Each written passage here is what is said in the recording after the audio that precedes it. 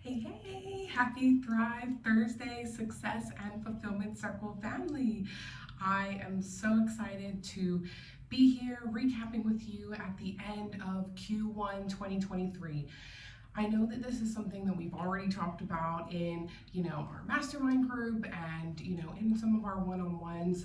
But really, if you look at how much things have evolved in these last 3 months, and you can really take these kind of moments. Again, a lot of times we just keep going, we keep into that same routine that we have, and many times we don't reassess things until maybe half of the year is done if we're lucky, or even we'll get to New Year's Eve the following year and be really assessing our goals and seeing where we should have shifted things, and what things were working and what wasn't, and why wait that long and go ahead and do that. So that's part of the reason that I called today's Thrive Thursday tip the lights, camera, action, and how we can really get specific on what your next steps are so that you can make the next 3 months even better than the last 3 months, which has been amazing. But we all can recognize areas that we know are maybe pinch points for us, of even the areas of success that we've had.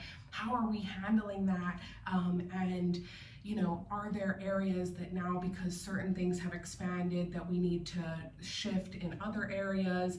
And once we recognize that, what do we do about it, right?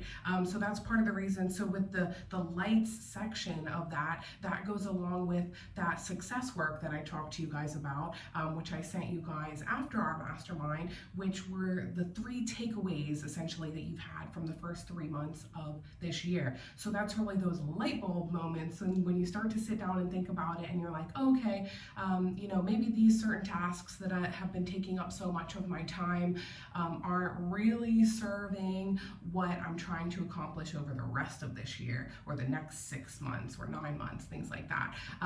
And how you can start kind of phasing those things out, or seeing where you spend majority of your time, and really seeing if there's areas that you can reassess those things, or has the time that I've been waking up and the time I've been going to sleep, have I been also honoring my health while things are shifting in my business and I'm getting busier? Are there areas with that I need that I can look at to see what has been working and what hasn't? So what are your kind of takeaways, those light bulb moments from the first 3 months of this year?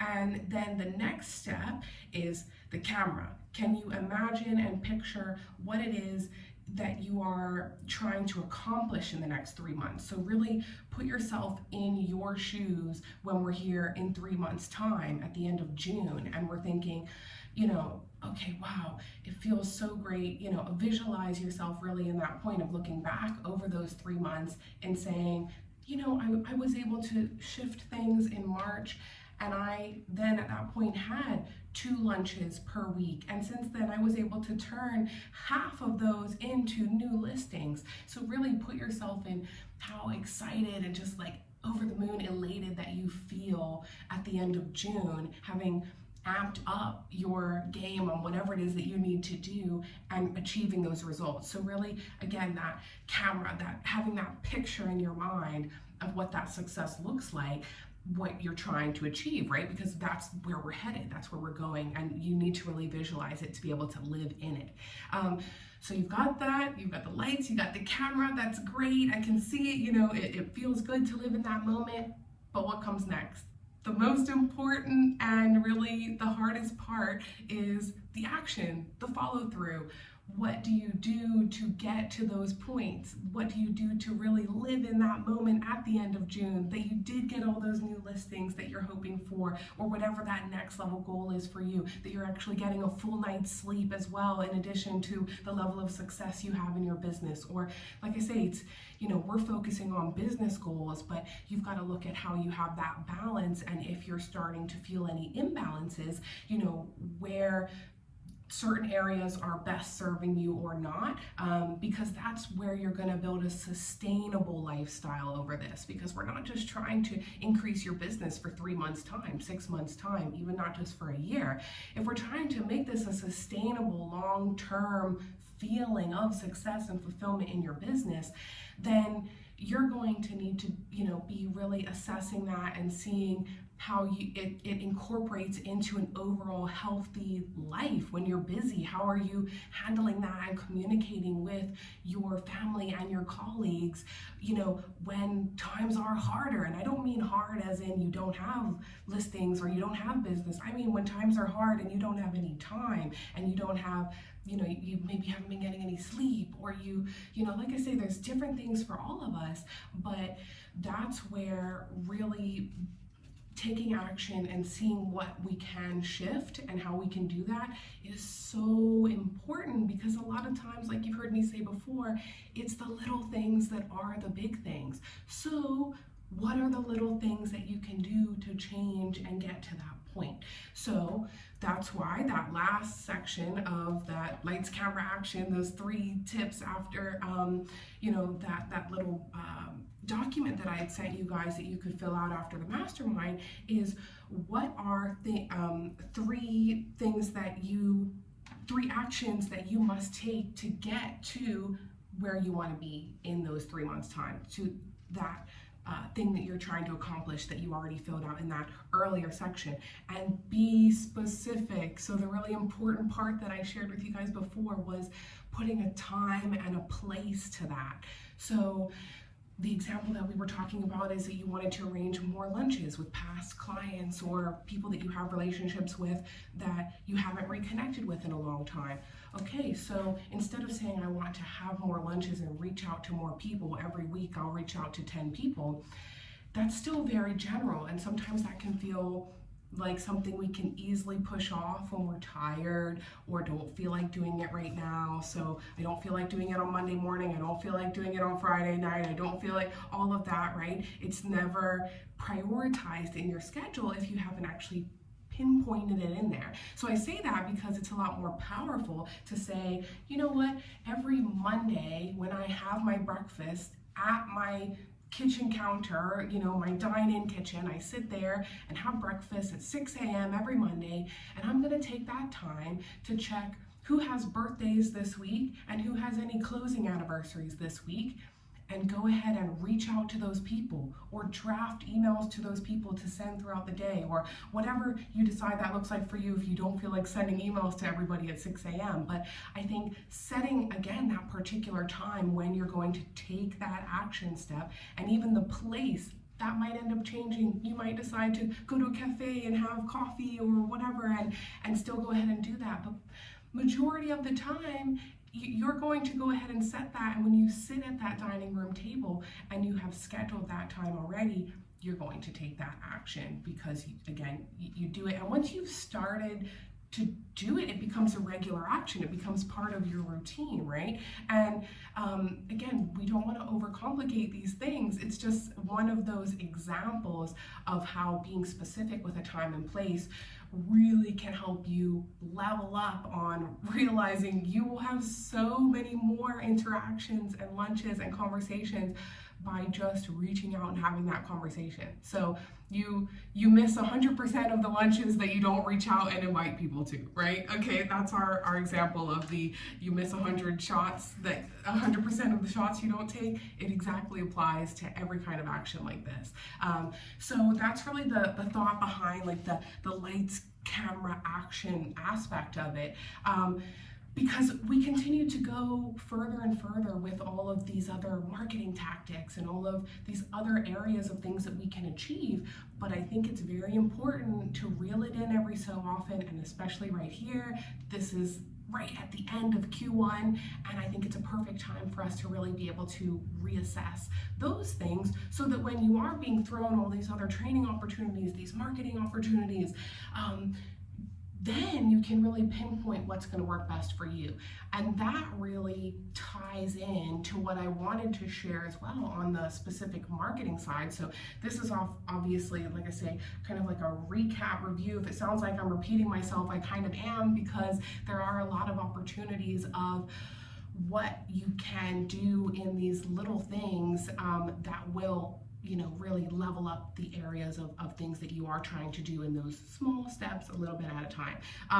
But then even further from that, one of those specific marketing things that keeps coming up, one of these subjects, is really about being more specific in your marketing. So when we are going back to these marketing opportunities and where I said, we want to really get specific with your next steps, it's not even just getting specific with your next steps on what those tasks are, which again, you've gone ahead and done that. That's the particular, one other particular exercise. But the next step that I wanted to talk to you guys about is really being more specific on your particular marketing for you and no one else, not anybody else in your industry, for you specifically, knowing who it is that you resonate with and who your ideal customer and client is. Again, it doesn't mean that we aren't going to have other people that are drawn to us and that you're going to work with. But by being very specific, you are able to really speak more directly to people where they feel like they're really being heard. Whether you're marketing your products or yourself, they're going to really feel like you understand them, or like, wow, it's like they're speaking directly to me. It's like, this must be for me because I feel so drawn in, they're really speaking to my particular issues I'm having, my fears, my needs, whatever that looks like.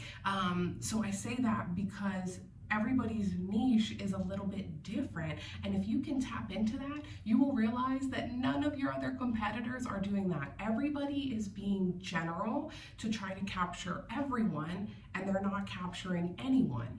And what I mean by that, the reason I say that is really because nowadays we are in a world of really infinite choices, right? Scroll, scroll, scroll. We have 1,000 opportunities, and really we can pick, choose, and refuse and change things around as much as we want. We're very fast paced and used to that.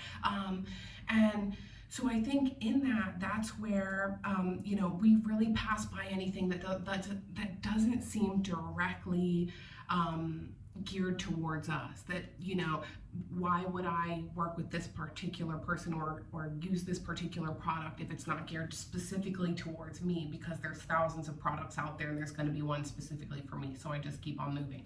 So I say that because you can make that work for you. So for the properties that you're trying to market, that's where you get more specific, and maybe that's in your marketing tactics of your descriptions or even your photos and videos. How, many of you are getting more creative with that, but it's being very specific, more so on the people that this is for and the people that this is not for. Because again, those people that it is for are going to see that and realize, oh wow, that is something that is perfect for a family of 5 with a dog, and we absolutely love it. Or it's going to be someone that says, oh, this is perfect for somebody just on their own looking for some quiet with a home office.